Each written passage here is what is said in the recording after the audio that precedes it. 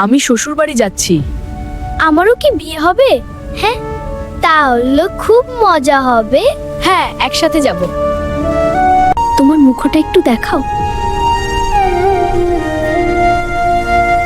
এত অহংকার তোমার! এই কৃষ্ণের মুখ দেখার জন্যই তুমি বিরহের যন্ত্রণায় কাতরাবে।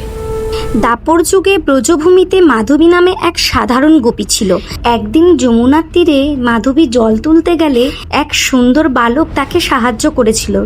তিনি ছিলেন স্বয়ং শ্রীকৃষ্ণ। কৃষ্ণের মুখ দেখেই মাধবীর হৃদয় কৃষ্ণ প্রেমে ভরে গেল। কিন্তু মাধবী একদিন অহংকার করে কৃষ্ণকে নিজের মুখ দেখাতে চাইল না। তখন কৃষ্ণ বললেন, এই কৃষ্ণের মুখ দেখার জন্যই তুমি বিরহের যন্ত্রণায় কাতরাবে।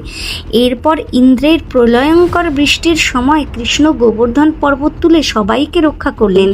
মাধবী এক মুহূর্তের জন্য কৃষ্ণকে দর্শন পেলেও সঙ্গে সঙ্গে সেই রূপ অদৃশ্য হয়ে যায়। দিব্যস্বরে কৃষ্ণ বললেন, এ জন্মে নয়, পরের যুগে দেখা হবে। সেই থেকে মাধবীর জীবন হয়ে উঠল বিরহ আর ভক্তিতে পূর্ণ। কৃষ্ণের বিরহে কাঁদতে কাঁদতে সে প্রাণ ত্যাগ করল। যুগ বদলালো।